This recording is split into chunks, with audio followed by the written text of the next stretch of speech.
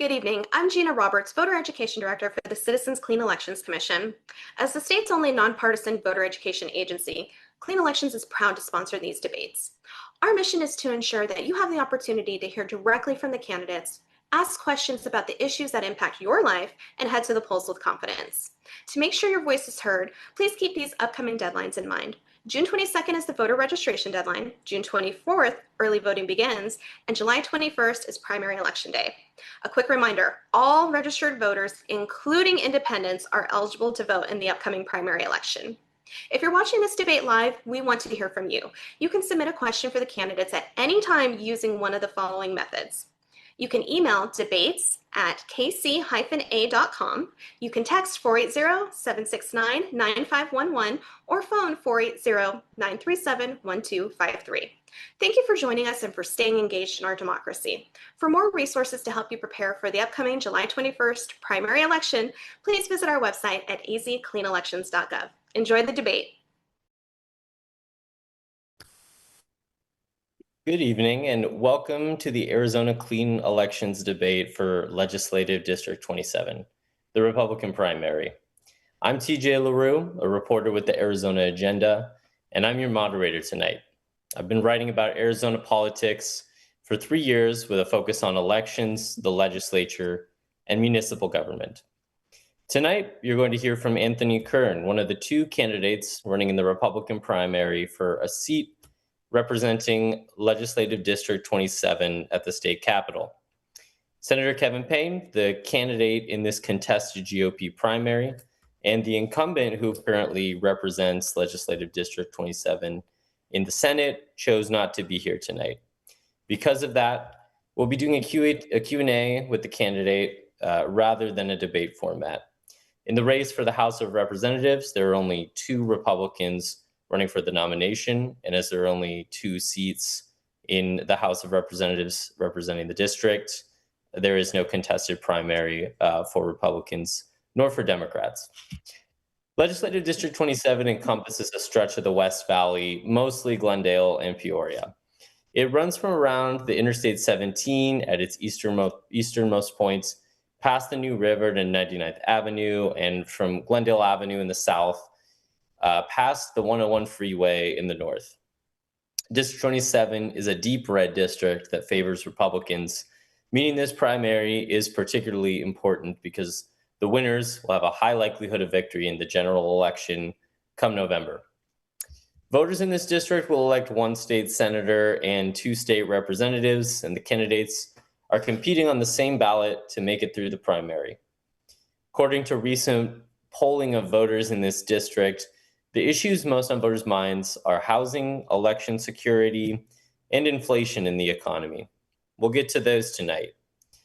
Here's how tonight's Q&A will go. We'll start off with a 90-second opening statement. Then we'll spend a few minutes getting to know Anthony as a candidate, as a person.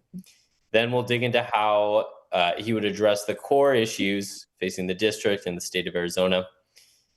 And then we'll ask how he would have voted on a real bill from this session. We'll close with a round of rapid fire questions, and then Anthony will give a quick closing statement. Anthony, thank you for being here. We'll start with your 90-second opening statement. So tell the voters who you are and why you're running. Sure. So my name is Anthony Kern. I am running for State Senate in District 27. I'm married. We have 4 kids. We attend Fresh Start Church in Peoria, Thunderbird, just north of, actually 83rd Avenue, just north of Thunderbird. I am experienced. I'm a small business owner. I am endorsed by Turning Point. I'm endorsed by the Free Enterprise Club. And in the past, I've had several endorsements by very conservative organizations. I'm a member of the Arizona Freedom Caucus. I'm an A-rated on the NRA scorecard. I have a 100 rating on the American Conservative Union. And I'm originally from Minnesota. I have 13 brothers and sisters. And I moved here about 45 years ago because Arizona is just such a great place, and to put my roots here. So like I said, a small business owner, very active in my community. I'm a precinct committeeman. I'm a state committeeman in the GOP been very involved over the past 15, 20 years in Republican politics. I was a national delegate in Cleveland and in Milwaukee in the past two presidential election cycles. Just very involved. And I have my experience. I was a member of the Arizona House of Representatives for 6 years. And then I was also a state senator for 2. I was the chair of the House Rules. I was the chair of the House Judiciary. I was in Ways and Means, in Commerce, in Appropriation several times. So I know where the money's going. I know, in my opinion, we have a lot of money here in Arizona, and we need to kind of dig in and see what that looks like once we get a Republican governor and get Anthony Kern in the state Senate. So I have the experience. I have the know-how. I'm very, very strong in my beliefs, and I am just a proven fighter, proven warrior. Some of the bills I ran for one of the first bills was a preemption bill on the Second Amendment, which disallowed disallowed cities in Arizona to make their own rules regarding firearms. Another bill I ran was a free speech bill on college campuses that would open it up for free speech areas. And just a proven fighter, just a proven conservative. And I'm just strong in what I believe in and work with anybody. I have worked across the aisle many times, but mainly in Republican politics, I'm just a proven fighter. So Thank you. So let's get into our first round of questions with that. yes, First, a quick reminder, viewers, you can submit a question at any time. Email debates@kc-a.com. You can text 480-769-9511, or you can call 480-937-1253. So this next section is about who you are, Anthony, not your policy positions per se, but what shaped you, how you think, and who you'd be in office. Please take about 90 seconds for each of these questions. So let's start with the first one. Tell us about the hardest period of your life. How did you get through it, and what did it teach you about yourself? sure. One of the hardest periods of my life was back in my 30s, when when I was having some issues, and what got me through it was the Bible and Jesus Christ. Right. I was attending a church here in Glendale, and just kind of really relied on the church and really relied on my family to get through it. I had 2 small boys at the time. I was a single dad raising these 2 small boys, and it's not easy. So for all the single parents out there, my heart goes out to you. I know it's very, very difficult.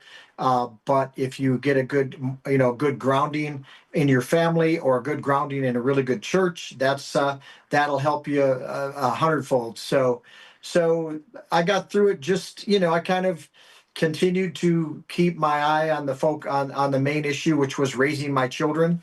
And so for the longest time, I just laid that groundwork in their lives, and they've turned out to be very strong citizens and great Arizonans. And I'm very proud of my past. I have zero regrets of my life, and I'm just very satisfied with where I'm at today. Great. Next question. This is a bit of a thought experiment, but let's say Democrats take control of either the Senate or the House. Name one member of the opposite party in the legislature you actually respect or would try to work with. And you mentioned you've worked across the aisle previously when you were in the ledge. Who would they be? What issues would you try to work with them on? Yeah. So there was a Democrat in the legislature in this House of Representatives. Last name is Shaw. I don't want to mention the first name because he is running somewhere else. But he is a doctor, and he was very good. His parents used to go around the House of Representatives and apologize because their son was a Democrat and he was a Republican, right? Or I'm sorry, yeah, their son was a Democrat and they were Republicans. So there was a bill when I was rules chair. It was a bill to expand the criminal law against people that assault nurses, and he knew he knew as rules chair that I could continue the bill forward or stop the bill where it was at. So the bill came to the rules committee, and I looked at it, and I talked with Mr. Shaw, and I remember him saying the words that his party would never allow this bill. They will not vote for the bill that he was putting forth. But the bill made sense. And there are some Democrat issues that make sense. Not every Democrat policy issue is a wacky, right? And this one in particular was. And I told Mr. Shaw, I said, "Hey, I will put that bill forward, and you watch who votes for it on the board." So the bill went through the rules committee. The bill eventually finally came up on the board, and it passed by I believe every Republican voted for it, maybe one or two Democrats. And the bill again made sense. It was expanding criminal penalties for assaults on, hospital nurses and in the medical field. So it made sense. We worked together. It passed. I believe it was signed into law. But and just to get back to the question here, what is one issue, in the 2027 session that you would look to work Sure. with Democrats on? Okay, in 2027, yeah, I would say the water issue probably would be an issue we could all maybe work on. It's really important that we look at the water issue in Arizona and make sure that we get equal time on the water with these other states that are vying for water again along the rivers and all that. So I think we should absolutely work together on the water issue because that does affect all Arizonans. And yeah, I think that's one. Yeah, thank you. Uh, so one thing I wanted to ask is, you left the very seat you're now hoping to win to run for U.S. Congress back in 2024. What did you learn from that run? And can you explain to voters, why you want to come back and represent them in the Senate? Yeah, the great question. So I ran for Congress because I was myself and Mr. Ben Tomo, who was the Speaker of the House at the time. We were the only two that lived in the district. The other candidates did not live in the district. Now Trent Franks did, but the race could have really been between myself and Ben Toma. But as we know, and history shows that we had a couple people come in, and one of those eventually won. So, what did I learn? I learned that politics is politics, and a lot of people just kind of want a position. I know my opponent had put in the clean elections booklet that I wanted to come back because let me quote here because I put it out. He said that I just want to kind of come back because I miss being at the legislature. That could be farthest from the truth. One, he's never asked me why I wanted to come back. But two, I want to come back because politics has changed over the past 15 years. Politics has gotten, the country's kind of gotten more polarized. And we have to have strong fighters like our president, President Trump, who previously endorsed me in one of my campaigns 4 or 5 years ago. We have to have strong fighters that believe in the Constitution, that believe in freedom, that is not going to be beholden to lobbyists. Lobbyists have their position, right? They have their reason, but we as elected officials should not be beholden to them. And so that is my record. That's why you'll see my opponent. He'll probably get endorsed by a lot of lobbyist groups. But I'm endorsed by Turning Point Action. I'm endorsed by the Free Enterprise Club.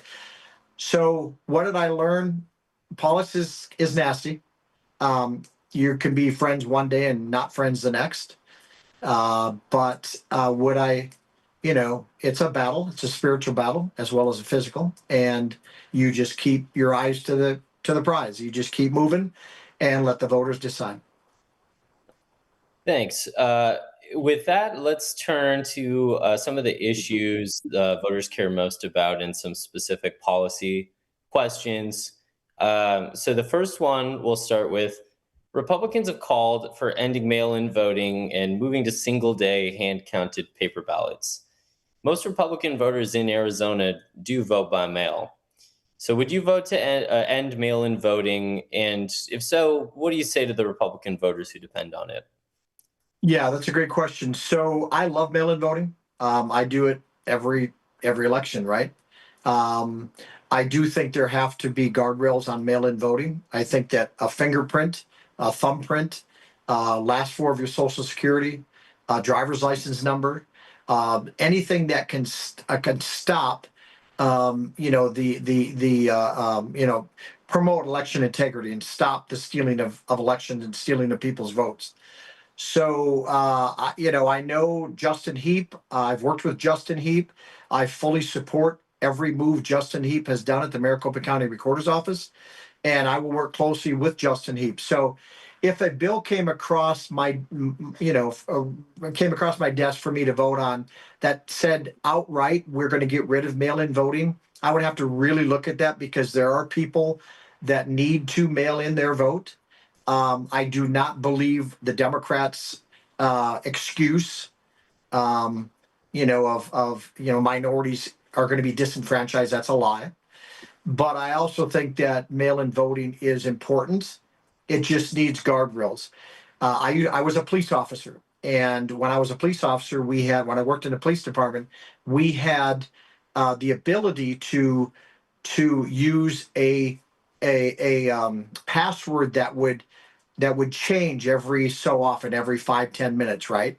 It was a little fob, a little key fob that had a number on it. So I like what Justin Heap is doing at the county recorder's office in that we are able to track our ballot. Okay, your ballot's been received, your ballot's been mailed. Make sure you get it in by this time. I like that, but I'm not 100% sure that that is my ballot that they're talking about. So I prefer we have the technology. Number one, set the guardrails for the envelope, fingerprint, social, driver's license, and me being able to look and see my ballot when they get it at the elections office. So having a specific password that changes every so often, and having a link to where Anthony Kern can click on and see my ballot and make sure my ballot has been counted. And chain of command is super important. What we saw in 2020 was absolutely ridiculous. I still believe that election was absolutely stolen, and I will never sway from that because there's enough evidence out there. So we do need to get our elections, and President Trump, as the voters will see on a mailer that, he said out of his own mouth that Anthony Kern is a fighter for election integrity. So election integrity is very important to the voters. President Trump brought it to the forefront. Elections have been stolen for the past 40 years, but right now there's so many eyes on it. It's going to be hard to do that again. Thanks.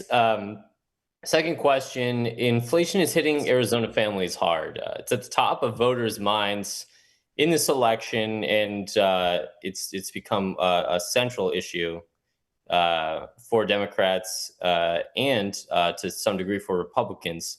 So what would your approach be to help families in your district and across the state weather these particularly difficult economic times? So be specific. What acts in the legislature would you try to carry out when it comes to inflation and helping families get through these times?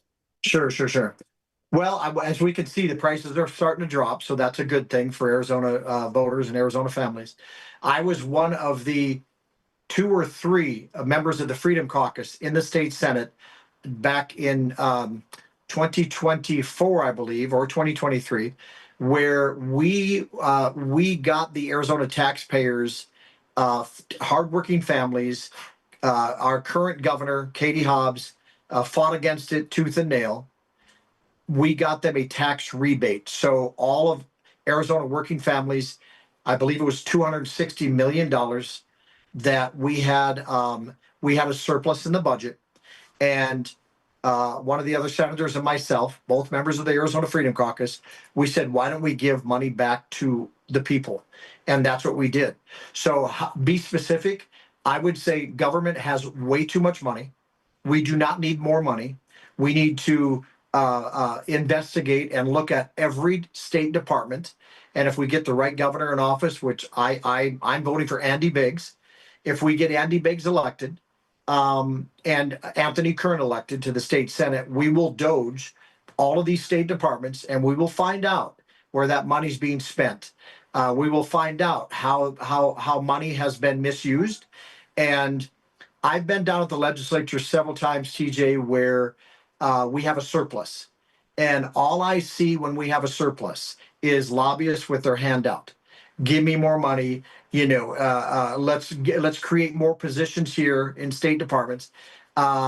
When these same state departments sit on hundreds of millions of dollars in permit fees and licensing fees, they literally have accounts where there's hundreds of millions of dollars sitting in these, but nobody thinks to, why don't we stop the licensing fees and help hardworking families in Arizona? Why don't we stop that for a while to drain our fund a little bit, right? But that never is talked about. So what I would do specifically is give, instead of giving money to state agencies and lobbyists, give it back to the people. Whenever we have a surplus, give it back to the people. Like a dividend? Like a check, yeah, because that's their money. We pay taxes as Arizonans, you and I and everybody else that's listening. So that is their money, and absolutely, we do need about 50% of the budget for certain things, and that's a lot of that's put into our constitution. But besides that, there's hundreds of millions of dollars that we could give back to the hardworking Arizona families during this time, where they're having a hard time making ends meet. Yeah, I will point out though that there at this point is not with the recent budget that passed. There's not a budget surplus, but it's an interesting idea. As a follow up to your point about government efficiency, wanted to ask you a follow up question about the governor's Arizona capacity and efficiency initiative that she started. Are you supportive of that? She said it will save potentially $100 million in a couple of years. Yeah. Katie Hobbs right now is smoke and mirrors. She did nothing at the state senate. She did nothing in the legislature. She sat around and voted against good Republican bills. So as a governor, if you just Google her name, she's as useless as a governor as the day is long. So anything, the only time Katie Hobbs is lying is when she's opening her mouth. Right now, she's repositioned herself to be a, charming, I've done everything Arizona, and just because she wants your vote. It's election year. So I'd have to dig into what you're talking about specifically, but I don't trust Katie Hobbs as far as I can throw her. If you remember back when she first got elected, which was a shock to all of us, talk about election integrity. But she first got elected. One of the very first things she did was remove all of the Conex boxes down at the southern border, and she sold them or gave them away. Doug Ducey had put him down there to stop the illegal immigration coming over, illegal migrants coming over, but she took them all away. And, she has stopped many good election integrity bills. She wants to delve into the ESAs and not allow for parents to choose where they school their kids. So, she would prefer them going back to public schools, which I do not.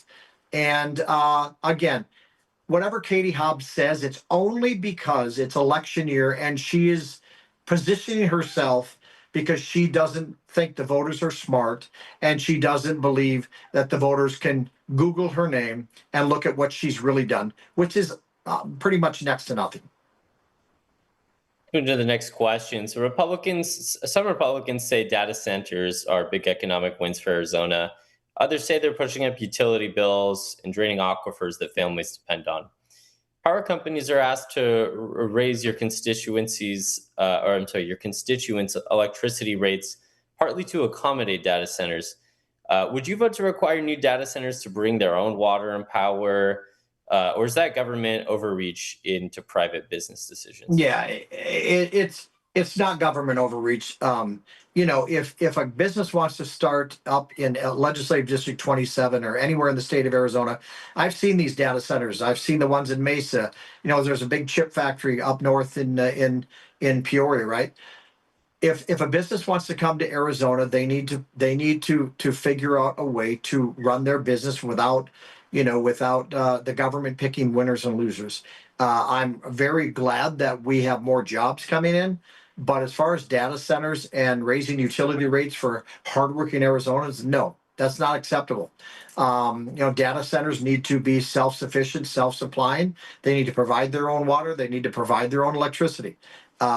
Without draining off, the system that we currently have, Salt River Project or APS or, whatever system they're plugged into.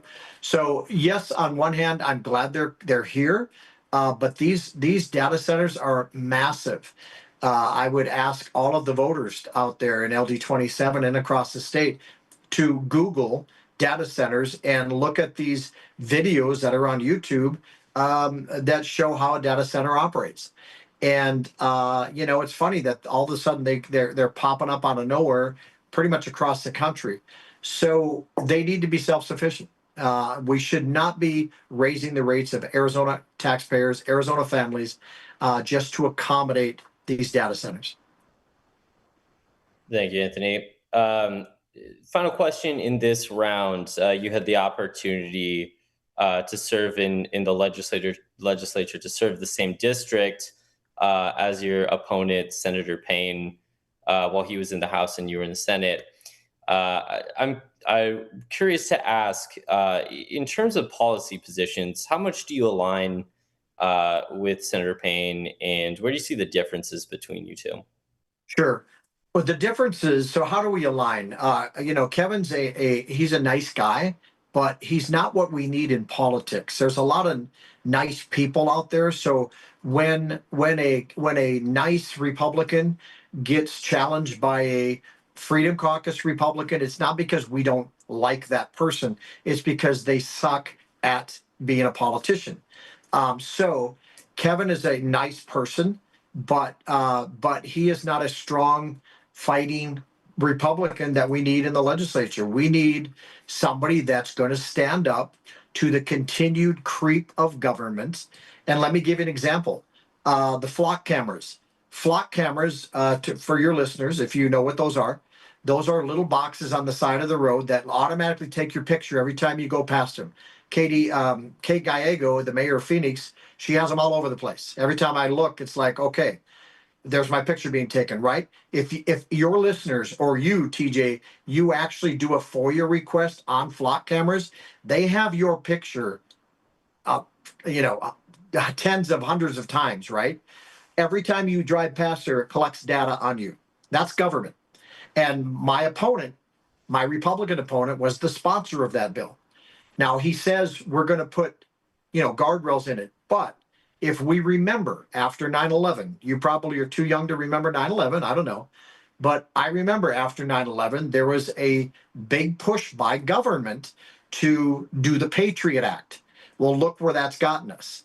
That's gotten us under the Biden administration, the FBI, the DOJ, the Attorney General's office knocking on people's doors and arresting common, ordinary citizens. So, there might be a good intent, and my opponent probably has a good intent, but they don't think things through.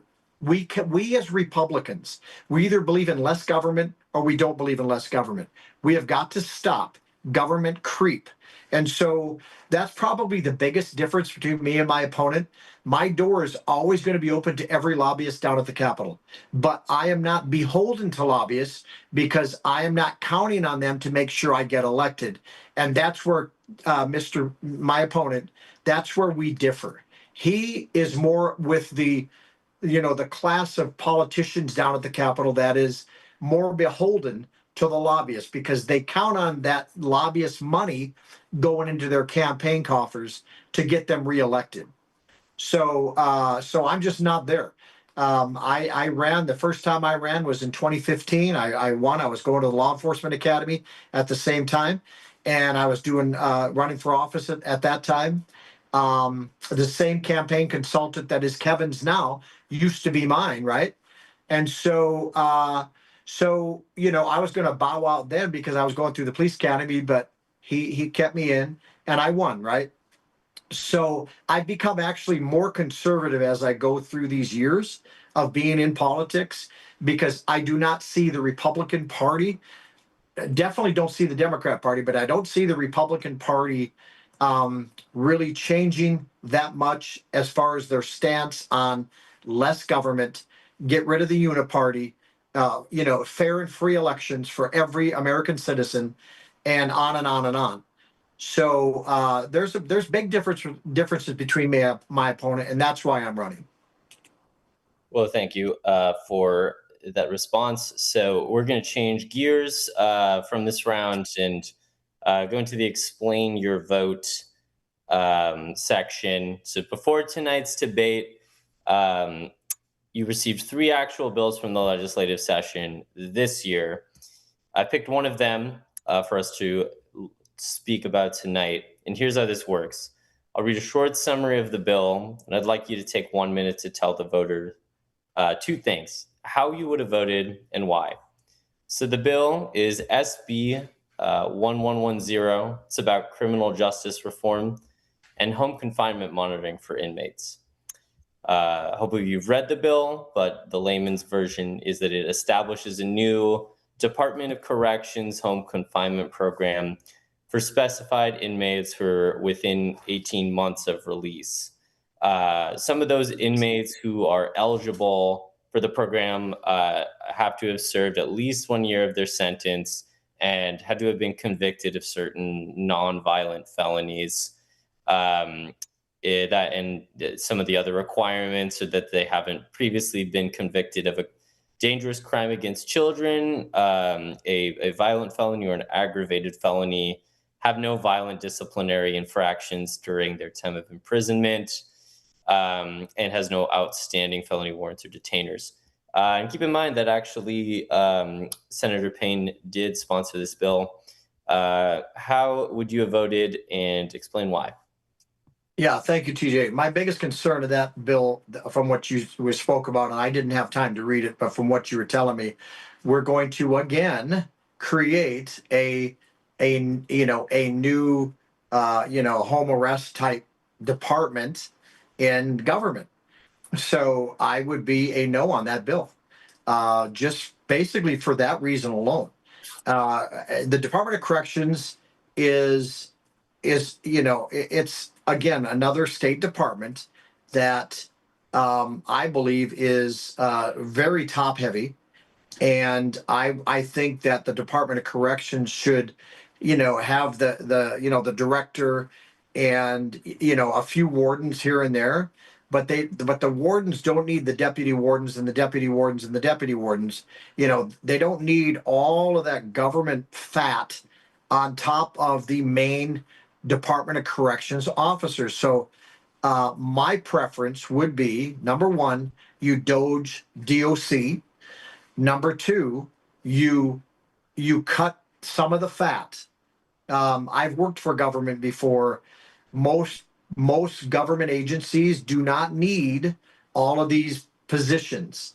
So you cut the fat, you give the frontline Department of Corrections officers a pay raise off the previous salaried wardens and deputy wardens, if you're following me. Give the frontline corrections officers a pay raise, and then if these people that committed the crimes, if they're that close to being, to their sentence being done, then why not just let them finish their sentence out?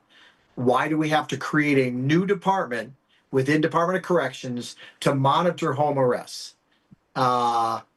Or look at the technology that we could possibly use to monitor them. And I would be a no, as you, and again, that's the difference between me and my opponent. My opponent wants to create bigger government.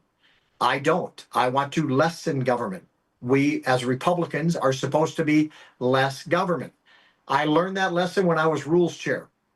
in the House. I can tell you this: the Republicans down at the legislature never want me as rules chair again. They have told the president of the Senate, they said, because he was going to put me as rules chair when I was reelected back in 24. He said, Anthony, I'm going to make you rules chair.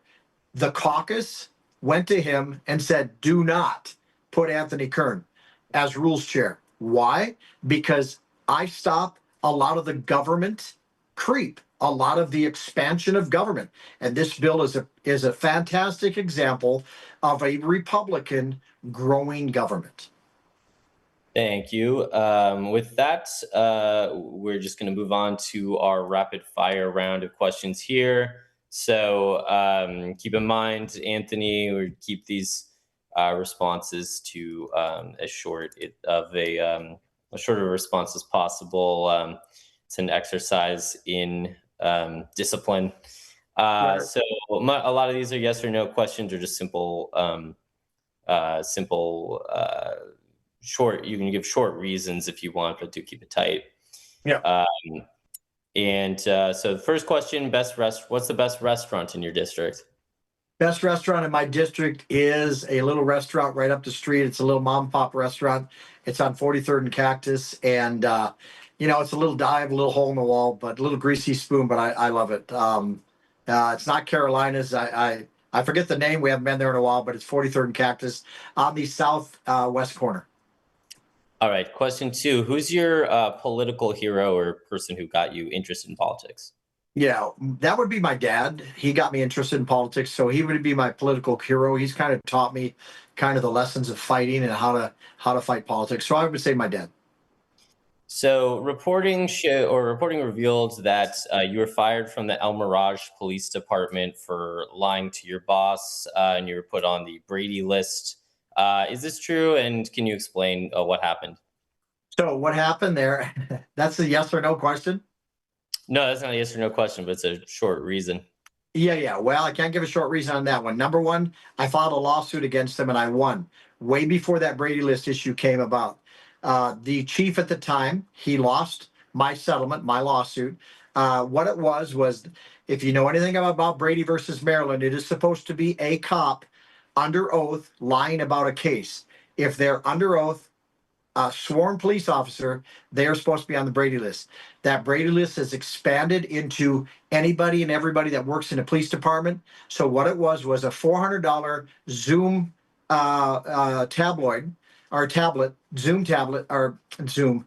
I think it was called Zoom at the time. That was the brand name. It was on my truck. I left underneath a bridge over on Grand Avenue, and within about 30 seconds, I turned around, couldn't find it at all. Didn't see anybody walking around there, so I lost a tablet, and it was about $400. My boss said, "Hey, we can either kind of write you up, or you can pay it back." So I decided to pay it back because I've never had a negative record in my personnel file, so I went ahead and made payment arrangements. Some of those payments I didn't keep. And for telling the truth, I was, as a civilian, I was not a police officer at the time. The file was given to the county attorney. County attorney said, at the time, yeah, there was no recourse for, hey, wait a minute, let me tell you what really happened. There was zero recourse for being on this list. And that's really what it was. So, it's like you steal a pencil, you get a death penalty. So I have talked to Rachel Mitchell about that, and she has said that if I give her what I have, I could easily be removed from that list. But honestly, it's not a huge issue for me because I know who I am. I'm a man of integrity, and if somebody, whether it be for political reasons or whatever, wants to try to put me on a list, whatever. After that incident happened, not only did I win the lawsuit against Del Mirage, but that file should have never went down to the county. And I was a police officer after that. I was endorsed by the Arizona Police Association after that, by every police organization in Arizona after that fact. So And most police, huh? And where was that? What? That you were a police officer at after? Tombstone. In Tucson. Tombstone. Well, Yeah. Oh, in Tombstone. Yeah. Yeah, Well, yeah, fine that we went over on that. I think definitely something the voters would be interested in, and yeah, something give you the opportunity to talk about. sure. So, question 4. So, this is our last one. What's the best gift you've ever been given? The best gift I've ever been given. Let me see here. The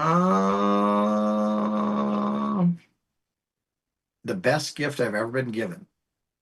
Well, Charlie Kirk, when he got assassinated by a trans individual in Utah, um, I actually got from him at that time. Actually, it wasn't from him, but it was from the organization of which I currently work for, Turning Point Action.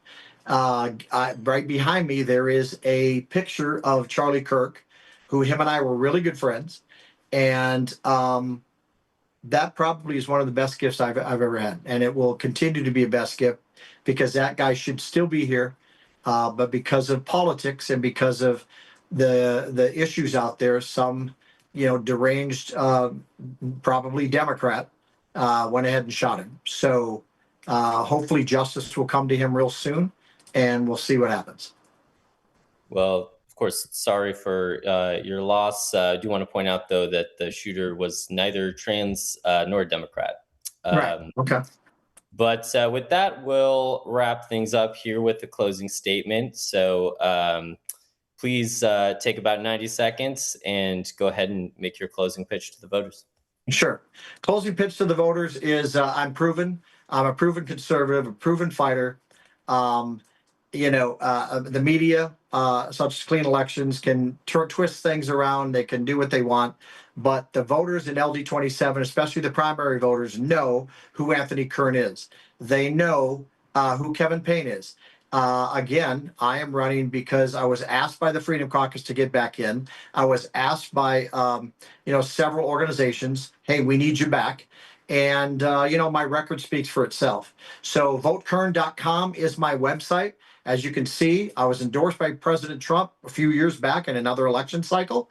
I'm endorsed by the Arizona Free Enterprise Club. I am endorsed by Turning Point Action, and I am personally asking that every voter out there vote for Andy Biggs to kick Governor Hobbs out of the governor's office and move forward on that. So it's going to be an exciting primary. Asking for your vote. VoteKern.com. Anthony Kern for state senate. We're going to win this thing, and I appreciate it. Great. Well, that concludes tonight's Q&A with Republican primary candidate Anthony Kern, who's running for the state senate in Legislative District 27. Thank you again, Anthony, for being here. We do appreciate it. Thank you, TJ. Glad to be here. And to our voters, thanks for tuning in and informing yourselves ahead of the July 21st primary. For official voter information, you can visit azcleanelections.gov. Have a great night, everybody, and thank you. Thank you.